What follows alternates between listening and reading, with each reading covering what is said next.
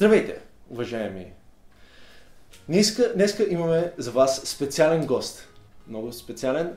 Това е Константин Трендафилов. Добре дошъл при нас. Добре звали.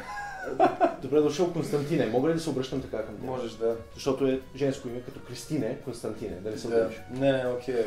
Но всъщност може би да започнем от корена. Добре. От името ти Константин Трендафилов. Да. Твоите родители нарочно ли са използвали тая фамилия, залагайки на това, че ще бъдеш писател? Или на това, че бъде кон. Не знам. Защото с такова име Трендафилов може или да си писател, или да си градинар. Едно от двете Да. действа. Да. Както името Боги Бейков, аз мога да съм или известен водещ на комедийно шоу, или това, което съм сега. Известен. Сега, Смешно. Да. ти написа редица книги. Те са две, Те не са знам ли две, две но брата това деца, но... това е редица. Да, окей. Първата ти книга, ето аз всъщност имам тук. Да. Съм се здобил с тая книга. За кого се сещаш, когато се сещаш за някого? Сещаш се за коя книга? Да, за нея. Това да не си е писал тая книга за Трендафилка немски. Немска, може би. Немска. Да. Не, но в интерес на истината видях, че тя ми шерва някакво стихотворение от страницата, така че съм изключително щастлив, че с Трендафилка немска се събрахме в крайна сметка. Обаче тази твоята първа книга е много смела. Много смела, защото още в заглавието има тавтология. Ти искаш да предизвикаш хората, да предизвикваш тяхното схващане за това какво е литература. Да им кажеш, сещаш се за какво се сещаш и нататък е още по-смела. А втората ти книга, Да. ето е и нея, Да. това е Затвори сърце. Какво? За затвори ли става дума в тази книга? Така Кой ли? е в затвора? Не сте ли така го четеш? Но виж сега, тук първата книга, това е изненада, Да. защото първата е поезия, Да. а втората е роман. Това означава ли, че третата книга ще бъде книга-игра? Силно се надявам и съм го обещал на феновете от много време насам да направя книга-игра за американски футбол. Но тренер. твоята книга Затвори сърце, тя всъщност вече може да се купи, тя отскоро е Да. изкарана от не знам къде е била преди това, Ами беше в един склад всъщност. в склада. Да. И може да погледнете в описанието, където има линк, къде може да се купите. За какво става дума всъщност в този роман Затвори сърце? Да. Става въпрос за... Сори, забивам всеки път, защото се чудя колко да издавам, колко съм издал и така нататък. Кажи нещо без да издаваш нищо. За двама души. Не, става въпрос за двама души, чието животи са преплетени. Те са двама приятели, които се срещат в затвора. Всъщност, това току-що издавах един от твистовете. Но както и да е. Да. И... Значи това отново е много смело от твоя страна, защото имаме двама приятели в затвора Да. и това е сигурно за хомосексуалисти. Да, точно така. Ако не знаете, Константин всъщност спечели награда през 2016 година на View София за най-красив Колко мъж се радвам, на че годината. повдигна това. Искам да те питам, сега през 2017 как се чувстваш, като вече не си красив?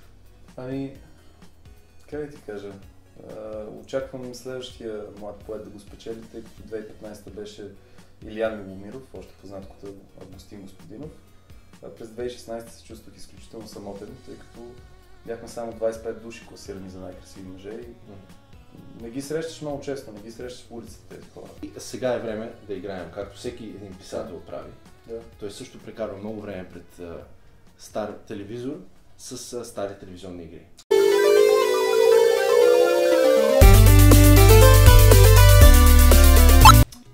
Double Dragon 2 също има тавтология. Някой писател го е писал. И сега ще играем с двама играчи, които... Това не ме интересува, това е много текст. Да продължаваме. Значи сега ние тук... Добре, моят пич обаче рита назад с Хикса. Да, и моя. Ние сме приличаме, само с различни гащи сме. Между другото, като натискаш двете копчета и правиш такива ситуации. При мен не става, просто качвам. Ами някой от посоките също. Мисля, че няма други... Копа ли? Има други бутони. Не, те са. Това е това. Ама те също са за някакво континуация. Те четирите работят.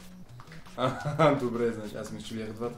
Добре. Като човек, който ползва клавиатура, трябва да се оправиш с 4 копчета. Окей, ще се опитам. Какви книги обичаш да четеш, освен своите? Трябва, като истински мъже да причукаме. Никой не скърби за проститутките. Това е основно правило на това да излизаш сам. късно вечер. Ако търсиш някой код да убиеш. Чухте го за първи път. Кошарите, проститутките и уличните кучета. Използвайте нож. Аз имам цици на гърба, усещаш ли? Да, имаш наистина. Защо се бием с проститутки? Това всъщност, това е войната срещу проститутки. Не, това е... Или всъщност ние сме араби, ние всъщност ги наказваме, защото са леки жени. Да. Обаче ма кефят бутушките, които имаме. Те са много хубави също. Вярно, че човек, защо изглеждаме като тървестити двамата? Защото така е било края на 80-те. Така е било модерно. В историята всъщност на играта, знаеш, е първата част на играта, някой лошия ни убил приятелката, защото ние двамата сме брати, имаме една приятелка. И двамата Ако имаме имаш една брат, приятелка. знаеш как се работи. Опа, бос. Нямам брат, имам сестра и не сме споделили. А тя има ли по двама приятели? Честно, които са братя? Не съм толкова запознат с личен живот, но ще питам. Еми, Специално за теб. Мерси. What the fuck? Да, само аз оставих. Нямам повече животи. Доброто. Това е Nintendo. Life is hard. Бе, чай да го рестартираме пак. Ще пробваме. Wow, fuck. Добре, окей. Има супер прота на тази Ама игра. пучките колко по-лесно умират. И Да, после ще ми наистина. говорят За равноправие. wagering, quality, намко си. Учи си. Човек, аз някакъв лъжа, че ме кефи да гледам София ден и нощно време. Такова, това е единственото предаване, което наистина изключва мозъка ми, защото там Да. е толкова много умно, че буквално не мислиш нищо. Тотално почиваш. Това е медитация, София ден и нощно. Да. И после пускаш нашето предаване, да си включиш мозъка и да се отчаеш да го изключиш пак. Вау, наистина. Защото виж, то нищо не остава. Мисля, че не прави деве, че просто изчезва. Просто убихме го. изчезва. Колко по-лесно било, когато не се хвърлям. Бах кефа. Сега тук не ме интересува. Да, я продължавам. Сега внимай да не умреш, защото Не четеш историята. историята е... Ние ще я напишем с тебе. Няма нужда да четем. Сега, написа една книга. Нали? Написа втора книга. Окей, добре. Кога ще спреш? Няма ли спиране? Колко искаш да напишеш? Хората се Но- питат вече. Викторио Голи ще гоним или какво ще правим? Ами, Или ще сме като на Куку Бенд албумите по 5 на година? ужасяване не като Куку Бенд. Имам алергия към гласа на Годжи. Окей, ще имам хеликоптерни стрес. Добре, не е много честно, ние сме просто Обаче банда. забеляза ли каква цензура? Веднага като казахме слаби BTV и Факт. хеликоптерен причук. Факт, наистина. В момента просто искам да, как го кажа, да променя начина, по който се издават книги в България. Затова и ще я пускам онлайн. Това е много хубаво. Аз също се опитвам да променя възгледа на хората към това какво е успешно и неуспешно. Аз искам да ги убедя, че с 100 фена може да е успешно нещо. С 50 гледания на седмица може да е успешно. Да, Така. как се получава? Успяваш ли да ги убедиш да си? Ами още не съм убедил себе си, но ще се надявам да успея скоро. Това Добре, какъв е твоя съвет към младите писатели? Когато някой млад човек почне да пише и той така те дърпа за ръка, като минаваш и те казва, кажи, Чичо Константине, кажи какво да направя. колко млад е. Той те първа проходил. И пише по памперса си само сега с кафяв маркер. И ти какъв съвет би му дал? Да не спира да вярва в мечтите си, предполагам, не знам, или да слуша майка си. Това е Дани Трехо. Ей, мачете! Скиво. Той е някакъв подут Дани. Човек, засмукаме. Това е последния живот. Ануса на галактиката. Да. Да. Това беше. Вау. Добре, аре последно съвсем кратко. Никой не се е родил някакъв майстор флейтист, нали, смисъл. Въпросът е, че това е писането си като бораване с инструмент. Точно така. И освен това, не знам дали знаеш, но аз съм майстор флейтист също. Но отдавна не съм свирил. Моята флейта е ръждясала и трябва да се продуха хубаво. Но...